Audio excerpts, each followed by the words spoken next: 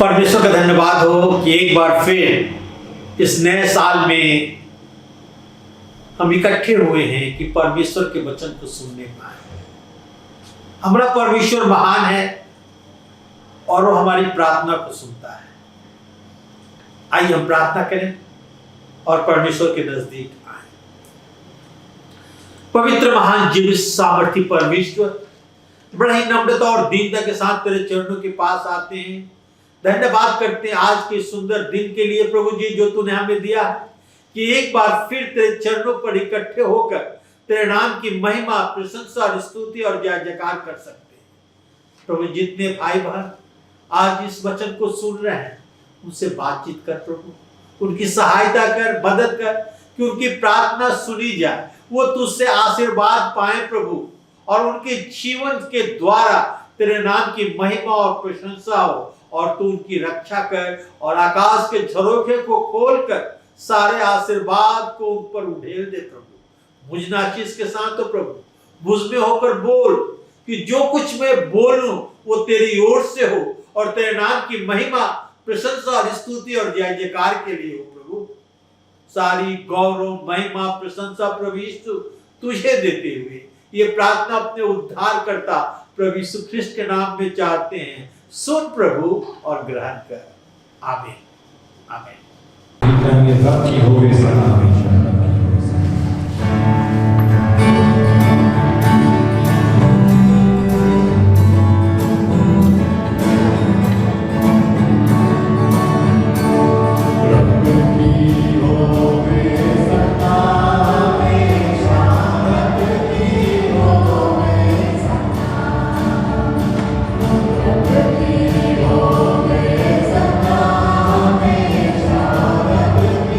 Oh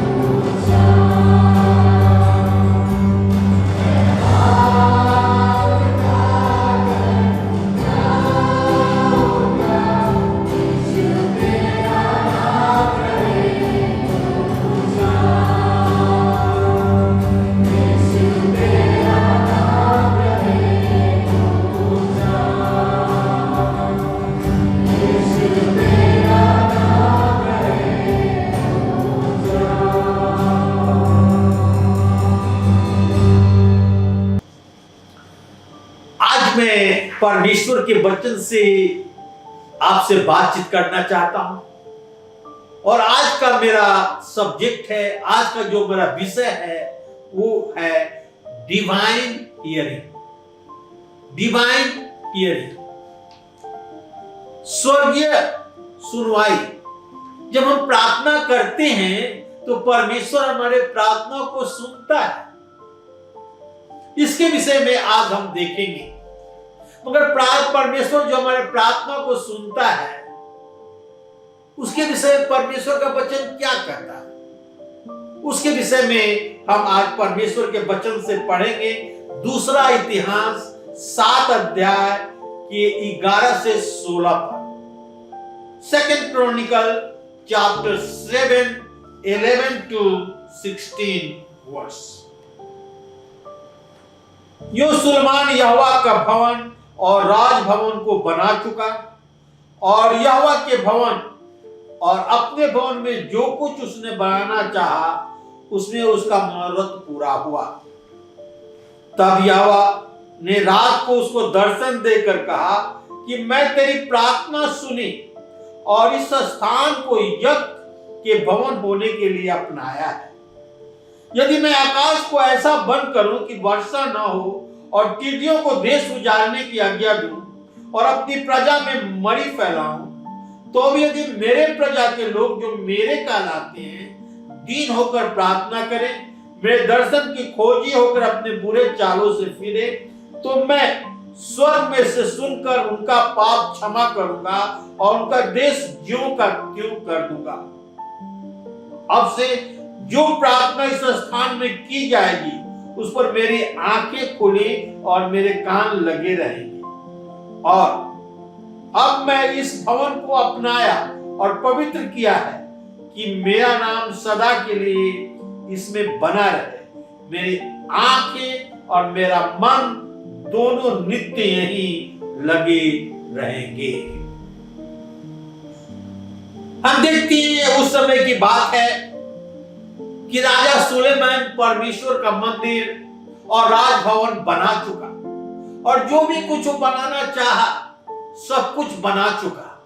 तो परमेश्वर ने दर्शन देकर और उसे ये बात बतलाई।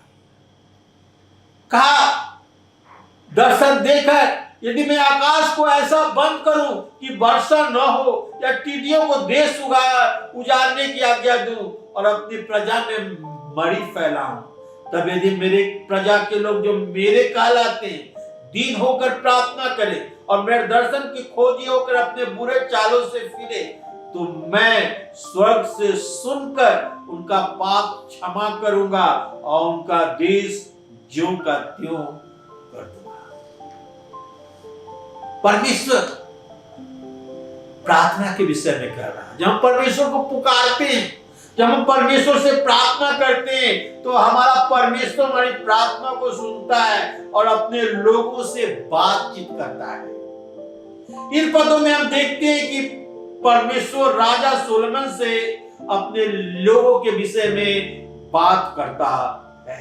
परमेश्वर ये कहता है, यदि मेरे प्रजा के लोग जो मेरे कहलाते हैं, यहां देखते हैं कि यहां परमेश्वर के लोगों के विषय में बतलाया गया है, जो परमेश्वर के चुने हुए हैं, जो विश्वासी हैं, जो परमेश्वर के ऊपर मन लगाए हैं, उनके विषय में परमेश्वर कहता है। बहुत हम देखते हैं कि आज जो एक मजबूत मसीही हैं, कल भटक जाते हैं, गिर जाते हैं और परमेश्वर से दूर चले जाते हैं। मैं आज निम्न लोगों के विषय में बात करना चाहता हूं, जो लोग आज परमेश्वर से भटक रहे हैं, जो लोग गुनगुना हो रहे हैं, जो लोग सुसमाचार की सच्चाई से मुंह मोड़ रहे हैं। ऐसे लोगों से परमेश्वर कहता है, यदि मेरा आशीर्वाद चाहिए, यदि परमेश्वर का आशीर्वाद चाहिए, यदि आप खुशहाल रहना चाहते हैं, यदि आप चाहते हैं कि आपकी प्रार्थना सुनी जाए, यदि आप चाहते हैं कि आपके पाप क्षमा हो, यदि आप चाहते हैं कि आपको चंगाई मिले, तब आपको यह करना पड़ेगा। क्या करना पड़ेगा? परमेश्वर के सामने नम्र बने, सबसे पहले हमें परमेश्वर के सामने नम्र बनना है, प्रार्थना करें और परमेश्वर के दर्शन की खोजी हो। परमेश्वर के सामने नम्र बने, पहला। दूसरा, प्रार्थना करें और परमेश्वर के सामने नम्र बने। और तीसरा, अपने बुरी चालों से फिरे। तो आज इन 3 बातों पर हम प्रमुख देखेंगे। परमेश्वर के सामने नम्र हो, प्रार्थना करें और परमेश्वर के दर्शन की खोजी हो, और अपने बुरे चालों से फिरे। पहला, humble yourself, humble yourself, अपने आप को नम्र करें, अपने आप को नम्र करें।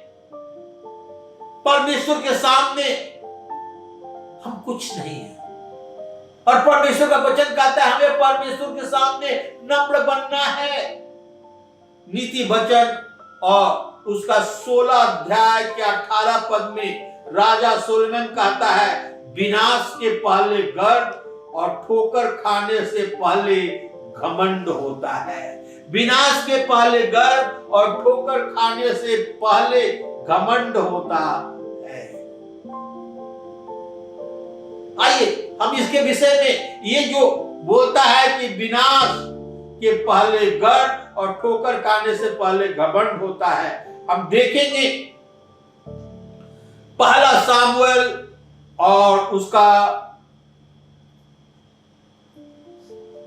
15 अध्याय के 10 और 11 पद हम देखते हैं। पहला सामुएल 10 अध्याय के 15, पहला सामुएल 15 अध्याय, पहला सामुएल 15 अध्याय के 10 और 11 पद हम यहां देखते हैं कि परमेश्वर ने साउल को रिजेक्ट कर दिया और दाऊद को राजा होने के लिए अभिषेक किया। हम देखते हैं कि साउल परमेश्वर की आज्ञा को नहीं माना। जब भविष्यवक्ता सामुएल उसके यहां पहुंचा तो वो कहता है कि हमने परमेश्वर और तेरी आज्ञा को माना है।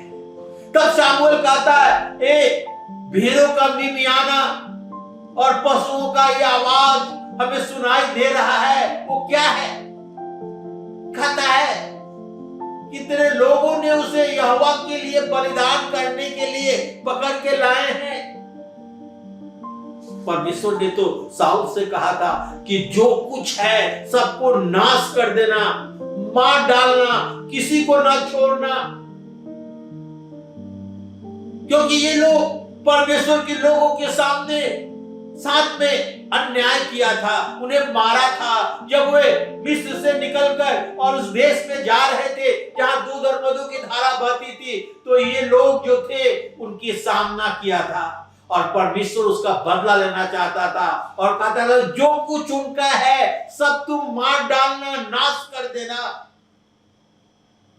मगर साउल यहां पर कोमलता दिखाता है, वो सब कुछ नाश नहीं करता और इसलिए परमेश्वर उसे रिजेक्ट कर देता है, उसे राजा बनाने से पछताता है और दाऊद को राजा अभिषेक करने के लिए सामुएल को बैतलहम भेजता है कि जाकर और दाऊद का राजा होने के लिए अभिषेक किया। अय्यूब की पुस्तक 22 अध्याय के 29 पद में लिखा है, अय्यूब जॉब 22 वर्ष 29, चाहे दुर्भाग्य हो तो अभी तू कहेगा कि सौभाग्य होगा, क्योंकि वह नम्र मनुष्यों को बचाता है, वह नम्र मनुष्यों को बचाता है। अय्यूब नम्र था और परमेश्वर ने उसे बचाया, लेकिन पहले से अधिक 2 गुना उसे आशीर्वाद दिया। पहला पत्रस 5 अध्याय के 5 पद में लिखा है, क्योंकि परमेश्वर अभिमानियों का सामना करता है परंतु दीनों पर अनुग्रह करता है। परमेश्वर अभिमानियों का सामना करता है परंतु दीनों पर अनुग्रह करता है। अभिमानी का सामना करता है। हम यहां में आपको एक एग्जांपल देना चाहते हैं। गुलायत राक्षस था, लंबा तगड़ा, बहुत योद्धा था और इस्राएली सेना को ललकारता था, तुम अपने में से एक व्यक्ति को चुन ले जो हमारे तुम्हारी ओर से लड़े और हम फिलिस्तीनियों की ओर से लड़ेंगे। यदि वो हमें मार डालेगा तो हम लोग सारे लोग तुम्हारे गुलाम बन जाएंगे, और यदि मैं उसे मार देंगे तो सारे इस्राएल लोग मेरे गुलाम हो जाओगे। और इस्राएल की सेना डरती थी। शाऊल लड़ने के लिए तैयार नहीं था। तब एक बालक जिसका नाम दाऊद था, वो लड़ने के लिए गया गोलियत से। जब वो लड़ने के लिए जा रहा था, गोलियत तो भाला, तलवार, सांप सब कुछ लेकर आया, और ये गोफन और भेड़ चराने वाले लाठी को लेकर गया। गोलियत कहने लगा, तू मुझे क्या समझता है? कुत्ता समझता है कि लाठी लेकर लड़ने के लिए आया है? आज तुझे मारकर तेरे शरीर को आकाश के पक्षी और जंगल के पशुओं को दे दूंगा। दाऊद कहता है, तू तो भाला, तलवार, सांग लिए हुए मेरे पास आता है, परंतु मैं यहोवा के नाम से तेरे पास आता हूं। घमंड कर रहा था गोलियत। दाऊद नम्र होकर कहता है, मैं यहोवा के नाम से तेरे पास आता हूं, और गोफन में एक पत्थर रखकर और मारता है, और जो एक्सपोज दोनों आंखों के बीच में ललाट खुला था, पत्थर वहां जाके धंस जाता है और गोलियत गिर जाता है, और गोलियत के तलवार को लेकर और दाऊद गोलियत को मार डालता है। हम देखते हैं किस प्रकार, क्योंकि परमेश्वर अभिमानियों का सामना करता है और दीनों पर अनुग्रह करता है, किस प्रकार दाऊद गोलियत को मार गिराया।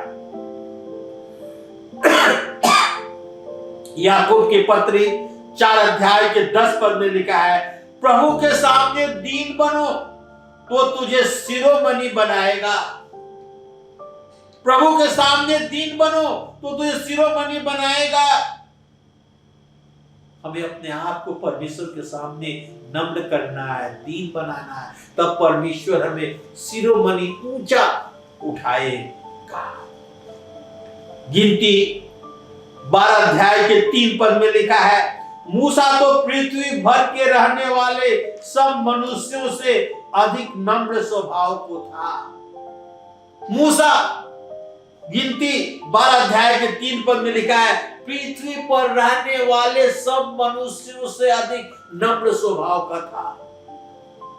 और तब परमेश्वर ने मूसा को ऊंचा उठाया। परमेश्वर ने अपने दाहिना हाथ मूसा के दाहिने हाथ में करके सदा का अपना नाम कर लिया, और वो अपने हाथ से बहुत सारे आश्चर्यजनक काम किए। परमेश्वर के सामने दीन बनो, हम्बल योरसेल्फ, अपने आप को नम्र करो। कहता है, मेरे प्रजा के लोग जो मेरे कहलाते हैं, अपने आप को नम्र करें। आज हमें अपने आप को नम्र करना है। दूसरा point, pray and seek God face, प्रार्थना करें और परमेश्वर के दर्शन के खोजी हो। प्रार्थना करें और परमेश्वर के दर्शन की खोजी हो। प्रार्थना क्या है? प्रार्थना मसीहों के लिए एक अवसर है। हमारे और आपके लिए, जितने सुन रहे हैं, आप सबके लिए प्रार्थना एक अवसर है। प्रार्थना एक पहाड़ पर चढ़ने के समान है। जितना आप ऊंचा चढ़िएगा उतना दूर तक आप देख पाइएगा, उतना परमेश्वर के विषय में आप अधिक जान पाइएगा, परमेश्वर से आपका संबंध उतना घनिष्ठ होगा। प्रार्थना मनुष्य और परमेश्वर के बीच में लाइफ लाइन है, जो हमें एक करता है, जो हमें जोड़ता है, जो हमारा संबंध परमेश्वर से करता है। हम प्रार्थना क्यों करें?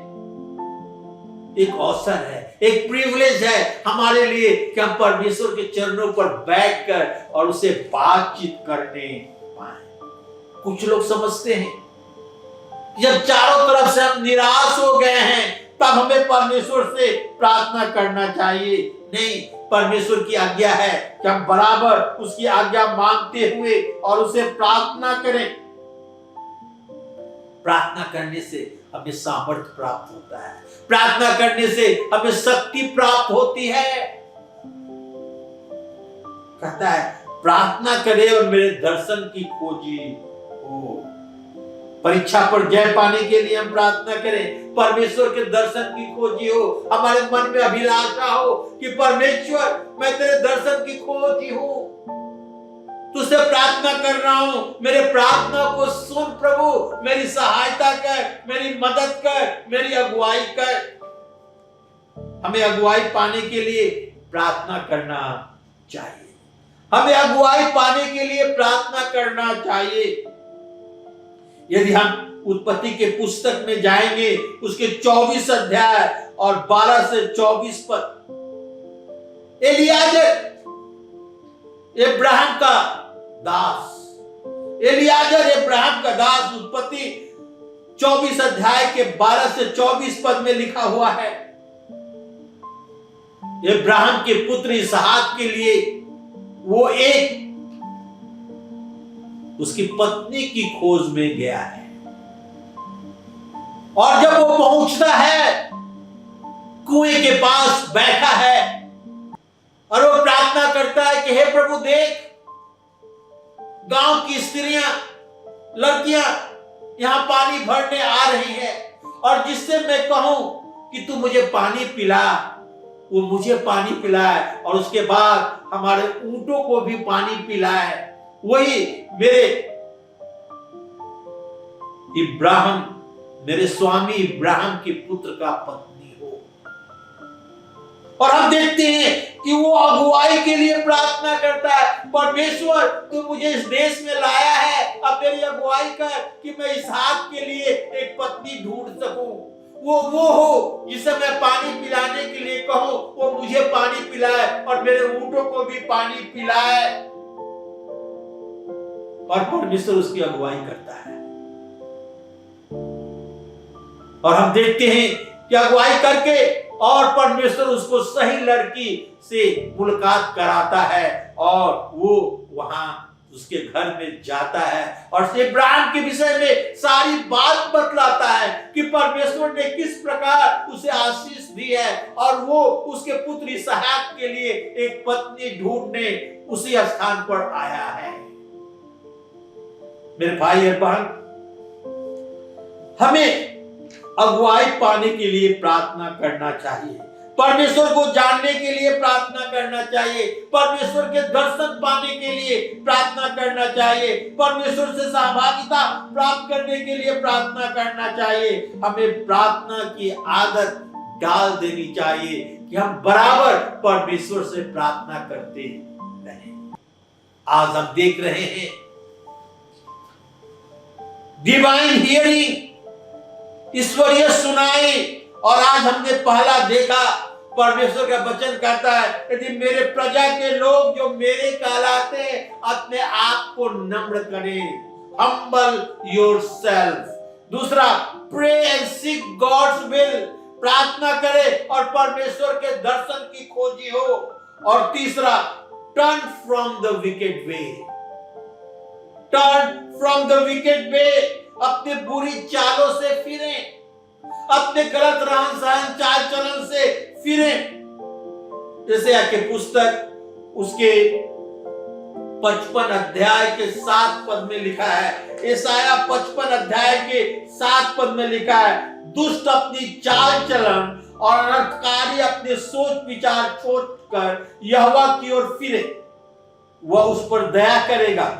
वो हमारे परमेश्वर की ओर फिरे और वो पूरी रीति से क्षमा करेगा। कहता है दुष्ट अपनी चाल चलन, अनर्थकारी अपने सोच विचार छोड़कर यहोवा की ओर फिरे, वो उस पर दया करेगा। वो हमारे परमेश्वर की ओर फिरे और वो पूरी रीति से उनको क्षमा करेगा। मेरे भाई और बहनों, पूरी रीति से उन्हें क्षमा करेगा। यदि हम परमेश्वर यहोवा की ओर फिरते हैं, अपनी दुष्ट चाल चलन को छोड़कर, अनर्थकारी सोच विचार को छोड़कर, तो हमें क्षमा करेगा और पूरी तरह से क्षमा करेगा। टर्न फ्रॉम योर विकेड वे, अपने बुरे चालों से फिरें। यहेजकेल और उसके 18 अध्याय के 21 पद में लिखा है, हिजकेल 18 अध्याय के 21 पद में लिखा है, परंतु यदि दुष्ट जन अपने सब पापों से फिरकर मेरी सब विधियों का पालन करे और न्याय और धर्म के काम करे, तो वो न मरेगा वरन जीवित ही रहेगा। हिजकेल साफ कहता है कि दुष्ट अपने सब पापों से फिरकर मेरी विधियों का पालन करे और न्याय और धर्म के काम करे, तो वो न मरेगा परंतु जीवित रहेगा। मेरे भाई और बहनों, परमेश्वर हमारी प्रार्थना को सुनेगा।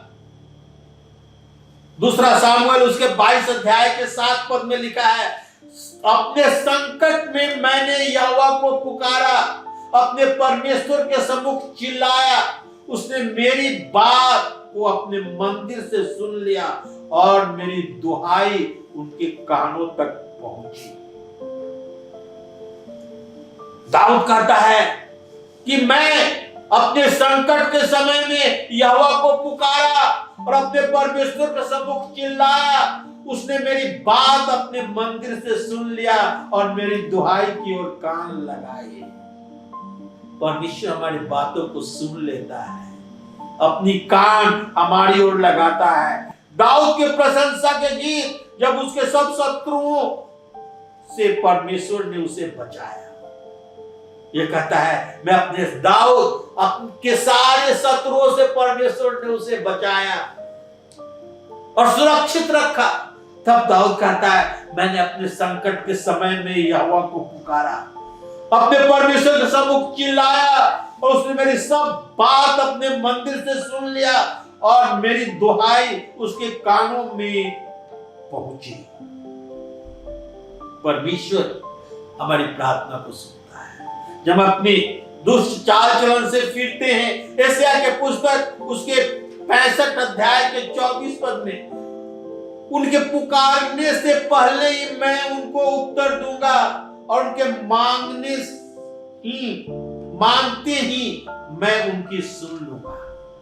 यशायाह 65 अध्याय के 24 पद में परमेश्वर कहता है, मैं उनके पुकारने से पहले ही उत्तर दूंगा और उनके मांगते ही उनकी सुन लूंगा। ये सब परमेश्वर की प्रतिज्ञा है। जब हम मांगते हैं, परमेश्वर हमारी सुन लेता है, हमारी आवश्यकताओं को जानता है, पहले से हमारे मांगने से पहले जानता है, और जब हम मांगते हैं तो उसे पूरा करता है।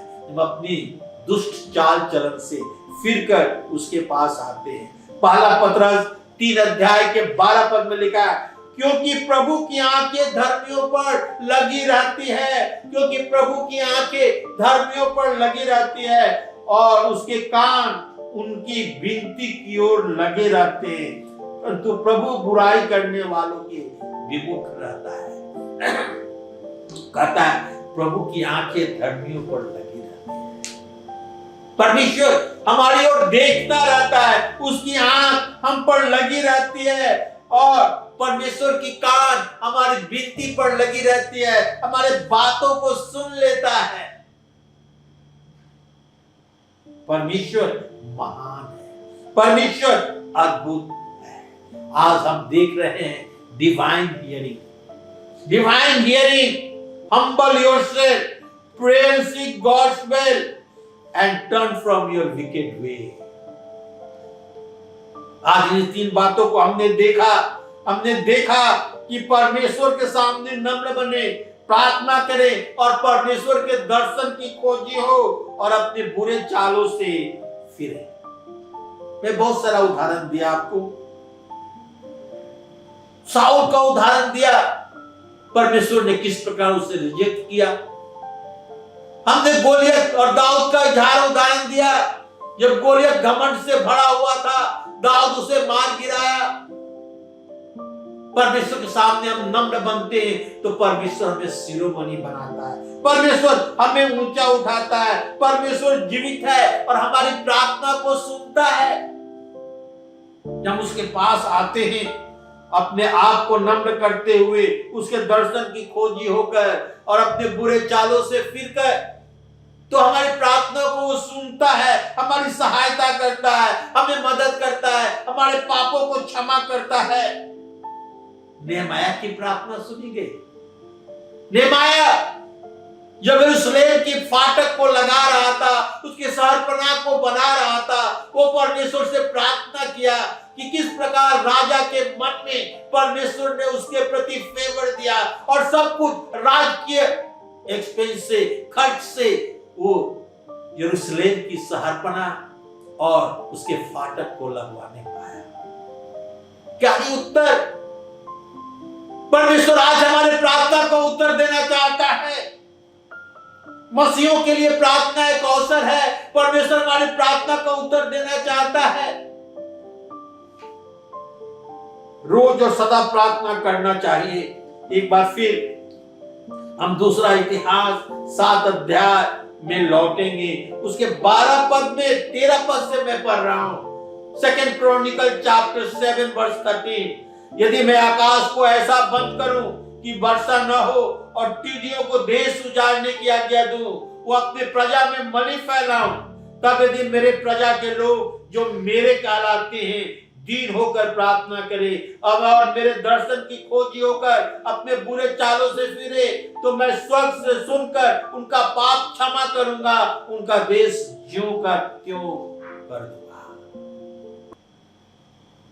मेरे प्रजा के लोग जो मेरे कहलाते हैं, यदि मैं वर्षा न करूं, अकाल लगाऊं, टिड्डियों को भेजूं सब कुछ नाश कर देने के लिए, तो भी मेरे प्रजा के लोग जो मेरे कहलाते हैं नम्र होकर प्रार्थना करें, मेरे दर्शन की खोजी हो, अपने बुरे चालों से फिरे, तो मैं उनकी सुधि लूंगा। ये परमेश्वर की प्रार्थना है और परमेश्वर की प्रतिज्ञा है। और परमेश्वर ये प्रतिज्ञा उस समय किया जब दाऊद परमेश्वर का मंदिर बनाया। तब परमेश्वर कहता है कि अब से जो इस स्थान में प्रार्थना की जाएगी उसमें मेरी आंखें खुली और मेरे कान लगे रहेंगी।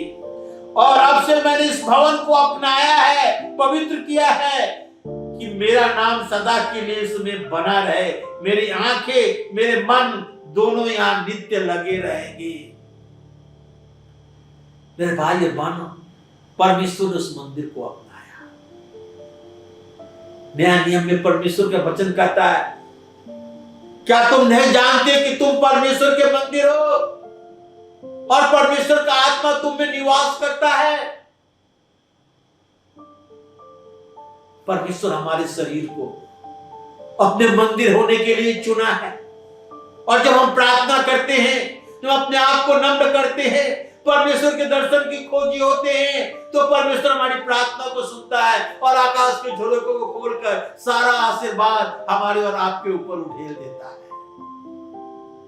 आइए, इस परमेश्वर के लोग हम अपने आप को नम्र करें, प्रार्थना करें और परमेश्वर के दर्शन की खोजी हो। तब परमेश्वर हमारी प्रार्थना को सुनेगा और कहता है अपने बुरे चालों से फिरे। हमें अपने आप को जांचना है, परखना है कि हम अपने बुरे चालों से फिर जाए, लौट आए। तब परमेश्वर हमारे लिए सब कुछ कर देता है।